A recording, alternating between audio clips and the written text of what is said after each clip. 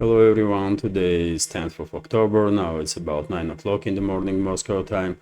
I'm Levan Gudadze and this is my first update for a day in which I'll share all the main news that are making headlines in Russian media outlets and Russian language pages on different internet platforms. And there are quite a few very significant developments and news that I'd like to share with you for this moment. Although before I start, let me make a little announcement. In order to make my first update a little shorter, I will divide it in two parts, and the first part will be mainly about Ukrainian crisis situation in and around Ukraine and Russia, obviously. And second part will be about some other major developments that were reported about by Russian media. First part will be published before 12 o'clock by local time, by Moscow time, and second part before 3 o'clock in the afternoon by Moscow time. This way, hopefully, both parts of the first update will be about 30 minutes, as many members of our community requested.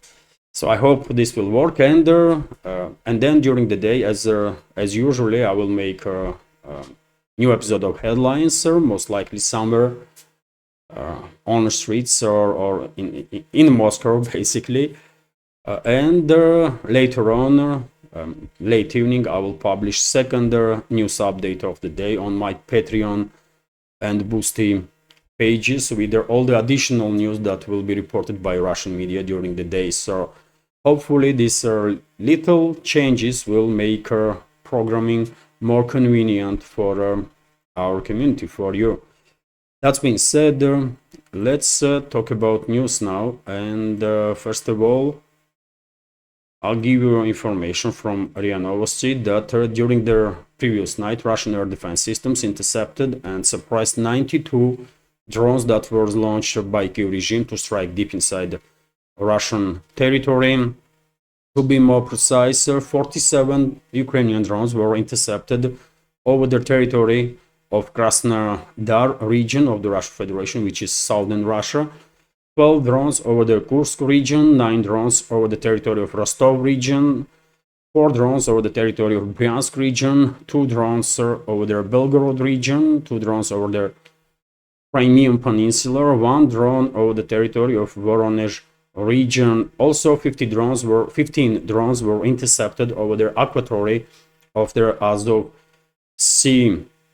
Unfortunately, some of the Ukrainian drones seems like managed to bypass Russian air defense systems, and as a result we have this report that in Adygea region of the southern Russia, settlement Radnikovi on outskirts of Maikop city is evacuated now. Let's go through this news in more detail. So this news said that Ukrainian drone attacked the suburb of Maikop at night and organized the evacuation of the residents of the village of Radnikovo is underway. The head of the Adygea, Murat Kumpilov, said in a Telegram channel. Last night, the suburb of Maikop was attacked by enemy drones. There were no casualties. Representatives of their special services and their rescuers are on the scene.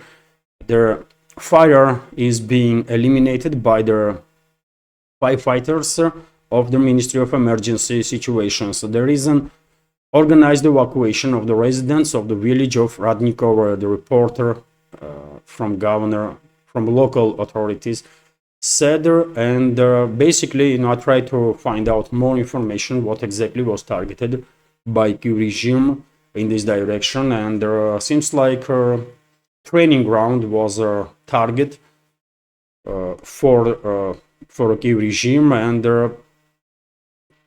possibly some munition, maybe fuel is on fire there, and there are some detonations, and as a result, this Radnikovo settlement being evacuated, as local authorities are reporting. Emergency services are on the spot, and working to deal with the consequences of this attack. And at least for now, there are no reports about any casualties on the ground. RIA Novosti is also reporting, based on pro-Russian partisans in Kyiv-controlled territory, that Russian armed forces conducted several long-range precise strikes on portal infrastructure of Odessa region. Let's go through this news also in a bit more detail. This information is based on report of Lebedev, coordinator of the pro-Russian underground or pro-Russian partisans in Nikolaev region.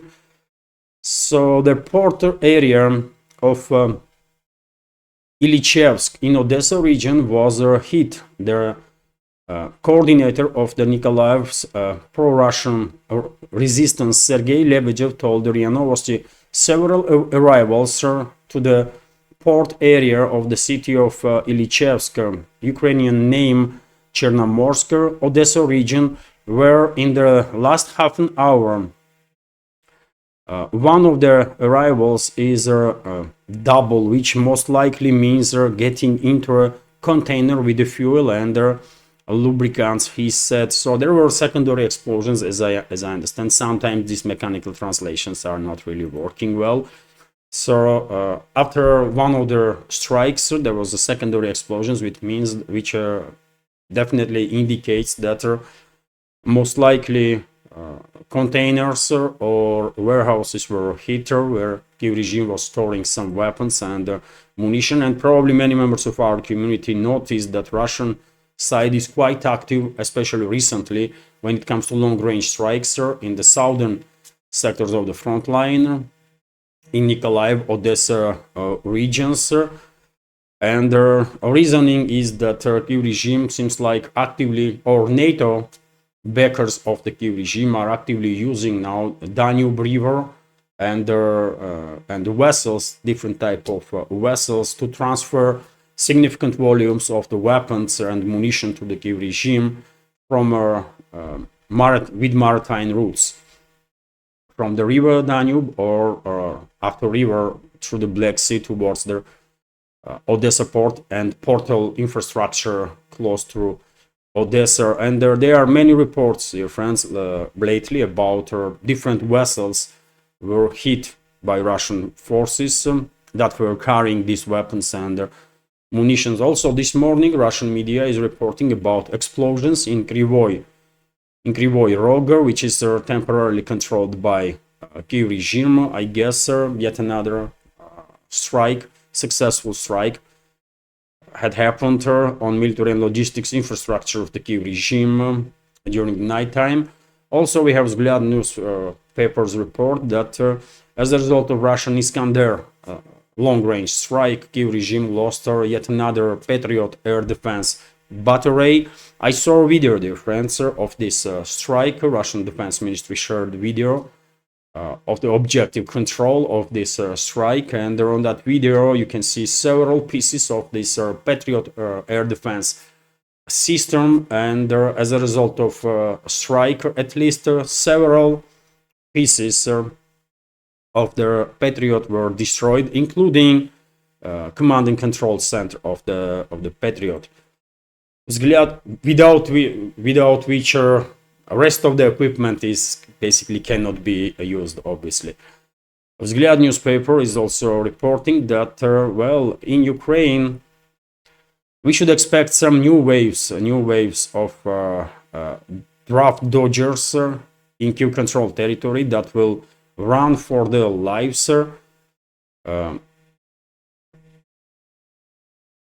whenever and whichever direction they can, because we have now this report that the Ukrainian government has decided to suspend their provisions concerning their identification of their enterprises and organizations that are critical for the country's economy, which give protection from the mobilization to number of employees of these companies. According to local reports, local media reports in Kyiv-controlled territory, according to Ekonomichskaya Pravda, Kyiv regime's propaganda outlet. This decision is due to a recent outrage of so-called president of Ukraine, Zelensky, who expressed their dissatisfaction with their booking of 1.5 million people from the mobilization by these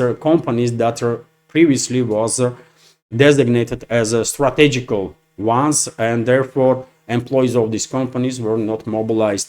According to the decision of the cabinet of the ministers in Kyiv, an audit of the decision already taken to identify such enterprises, and they should be conducted by, and this process should be conducted by November 15. The Ministry of Economy of Ukraine has been instructed to analyze the results of the audit and inform the cabinet of ministers of its findings by November 20. In turn, the Ministry of Economy and the Ministry of Defense must submit a draft that provides for checking the viability of the booking military service. The so-called president of Ukraine attended their meeting of the cabinet of ministers. He stressed the need to review this practice and make more informed decisions. So basically, Kyiv regime is so desperate for manpower that they are now reviewing their own previous decisions, which and most likely significant number of companies will be removed from this designated list of the strategical objects for Kyiv regime and their economy of these former Soviet republics, and therefore this 1.5 million people that was booked by these companies as workers that cannot be mobilized. Well, these 1.5 million people are under risk now to end up on a front line and being sacrificed, and as hundreds of thousands of others for geopolitical agenda of the West. And therefore, I think in upcoming days and weeks, most likely we will see significant increase in attempts of the residents of Kyiv-controlled territory to run away from which any direction, if they can. Information is definitely important because it does highlight level of desperation that Kyiv regime is, because now they're gonna start drafting people from energy companies, from logistical companies, and many others that are playing crucial role to maintain whatever is left from economy in Kyiv-controlled territory. Anyways, let's continue. RT is reporting that Zelensky teases decisive action to end the Ukrainian conflict. Well, let's see what this delusional drug addict has in mind. So, a battlefield situation in the Russia-Ukraine conflict creates opportunities to take decisive action to end the hostilities no later than 2025. Vladimir Zelensky has claimed Ukraine's so-called leader made remarks on Wednesday during the Ukraine Southeastern Europe Summit in Dubrovnik, Croatia. In his speech, Zelensky praised his Western backers and urged them to show additional support to Ukraine. Okay, so they start begging for more money and weapons, as he always does. And then, quote, "We are counting on the leadership of US President Joe Biden. We are counting on the powerful and wise steps of Great Britain, France, Germany, and Italy, which will bring security and peace to Europe, and we count on each of you, all of you," Zelensky told the summit. He also teased an unspecified decisive actions to end the conflict as soon as next year, insisting that the battlefield situation creates an opportunity for this in the next few months. Well, he was not specific in his statements. He was just making some nonsense straight before this summit in real time, I guess. because he definitely has nothing to say about any successes on the battlefield, because they are known, right? The regime has no success on the battlefield. But when it comes to a possibility that this conflict will end in 2025, that might happen because, as I already said, the regime is desperate, especially for manpower. And without manpower, no money supply, no weapon supply from the West can really influence in any ways on the situation on the battlefield, right? So there are two options. One is that how this conflict might end in 2025. One is that Kyiv regime's forces will just collapse like a domino effect all along the front line, and Kyiv regime will capitulate. This is definitely a possibility. And second, somehow Kyiv regime may try to provoke direct conflict between Russia and NATO, and in that case, I guess after first exchange of strikes between Russia and NATO, Western ruling class will quickly realize that their lives are on the line now, and I guess that will bring them to their senses finally, and they will have no options but to acknowledge that they lost this proxy war against Russia, and therefore they will agree on whatever terms Russia will have to end the hostilities. That's how it's going to be. But of course, in no universe and in no circumstances, the Kyiv regime or its Western backers will be able to turn the tide and defeat Russia. It's just not happening. RIA Novosti is also reporting that Russian embassy in the US issued a warning that Turkey regime, with the active support of its Western backers, are planning provocations on the line of contact in zone of special military operation, including with the use of chemical weapons. I guess this is a preemptive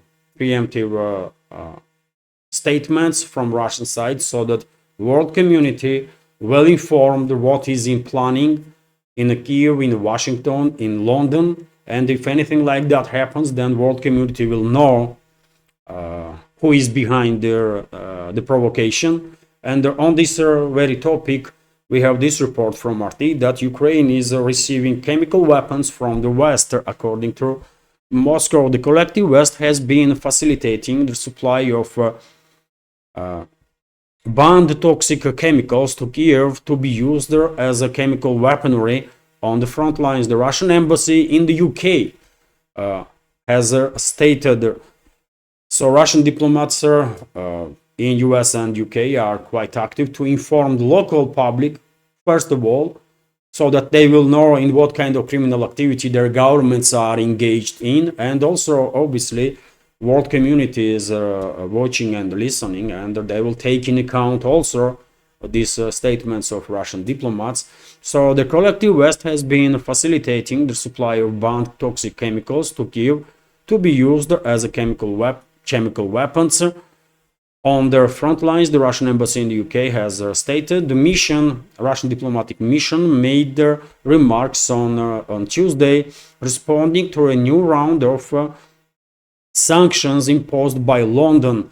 The restrictions this time targets Russia's radiological, chemical and biological defense forces and his head, Lieutenant General Igor Kirillov, with the British government accusing Moscow of flagrant violation of the Chemical Weapons Convention. Well, I can understand why London is so much not happy with these forces of the Russian Federation and head of this force, because this Lieutenant General Igor Kirillov was very open to public about criminal activity of the Kyiv regime and its Western backers, especially when it comes to weaponizing some chemical substances, toxic substances, and the world knows perfectly well now, as a result of activity of Russia's radiological, chemical and biological defense forces and their leadership, that Washington, London, Paris, Brussels, Berlin, they are not just backing nuclear and chemical terrorism, but they are actively engaged in such a activity, right? And therefore, I guess leadership of UK was truly upset because they don't want to be associated with the nuclear terrorism, with the chemical terrorism, obviously, and they are sanctioning now Russian defense ministry's branches. How crazy is that?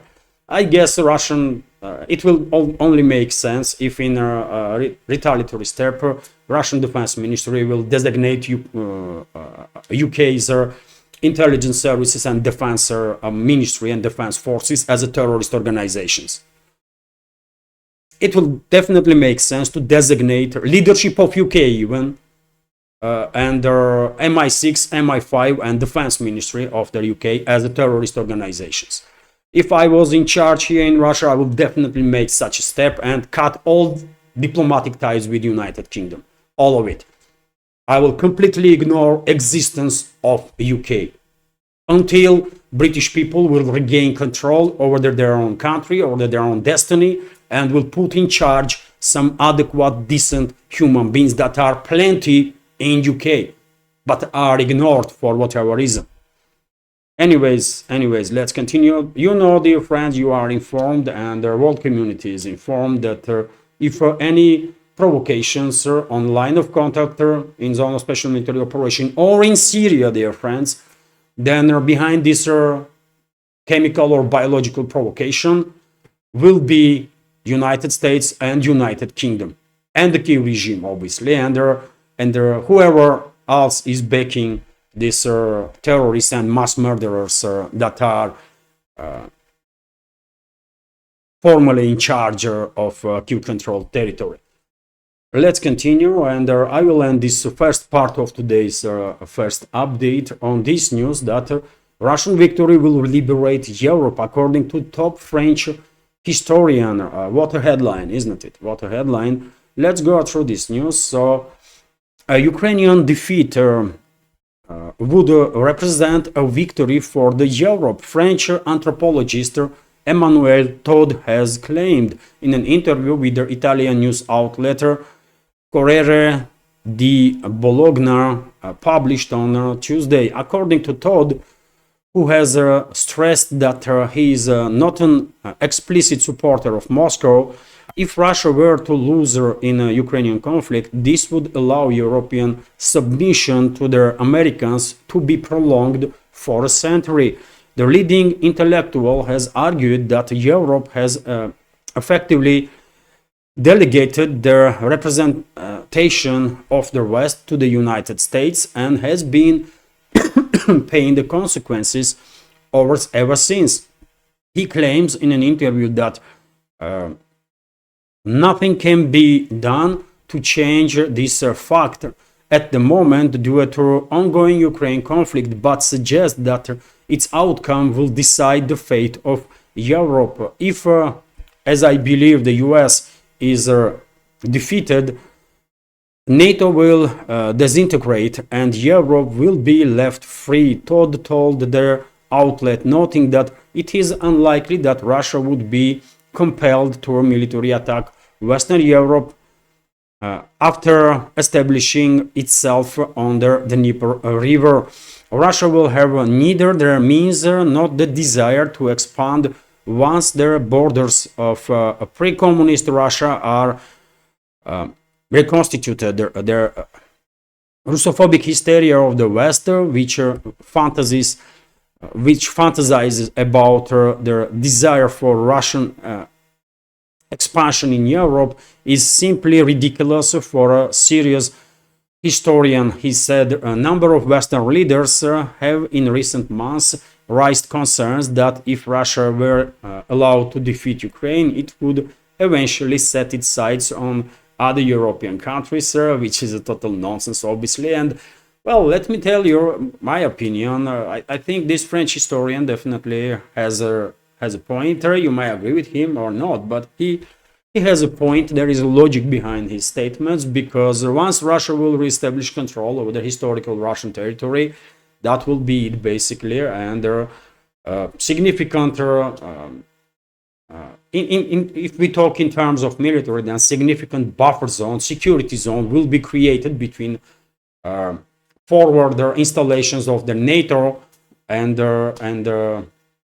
Russia, so that Moscow or Russian Federation will be a bit more safer, or at least will have a bit more time in case of NATO attack on Russia, full-scale NATO attack on Russia, right? If you remember Second World War, dear friends, this security zone,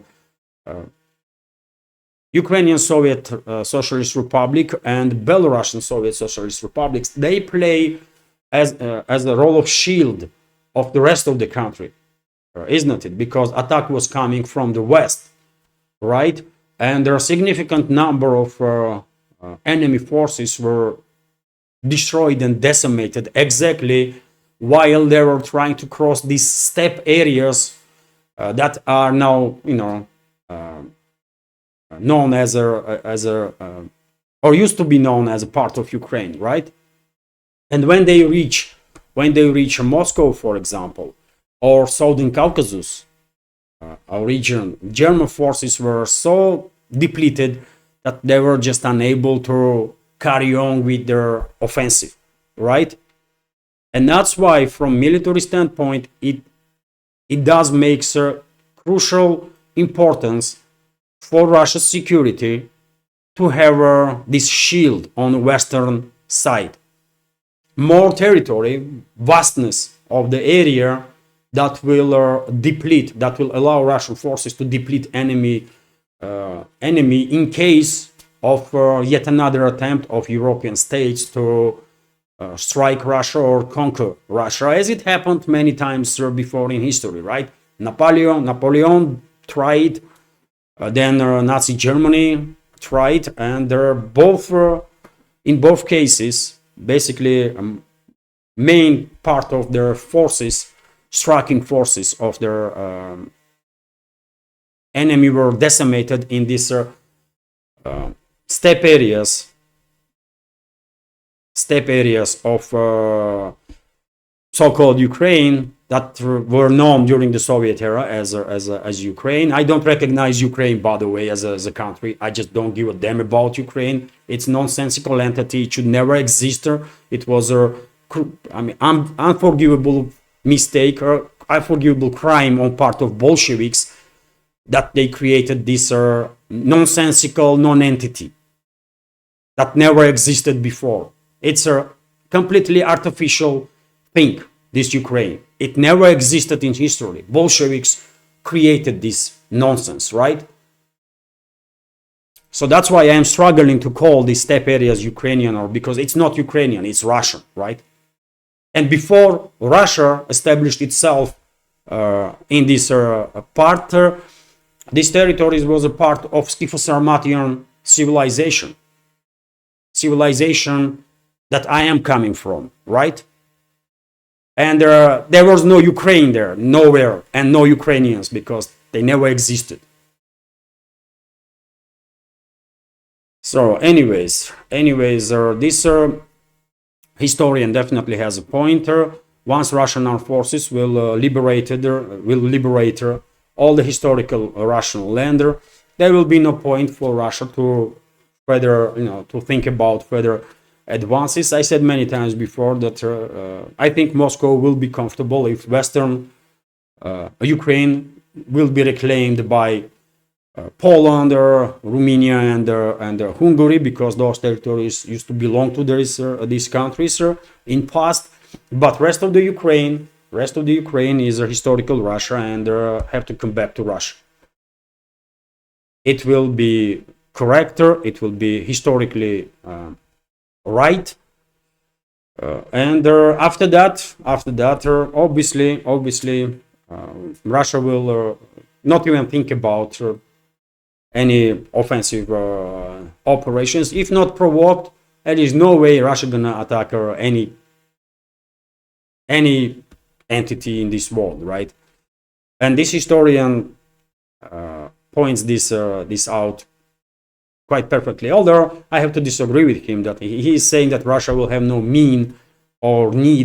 Russia will have no need to continue offensive. But when it comes to means, Russia has means to obliterate the entire planet. Let's not forget about it. Russia has the means to obliterate entire planet several times over, right? So no one should forget about that.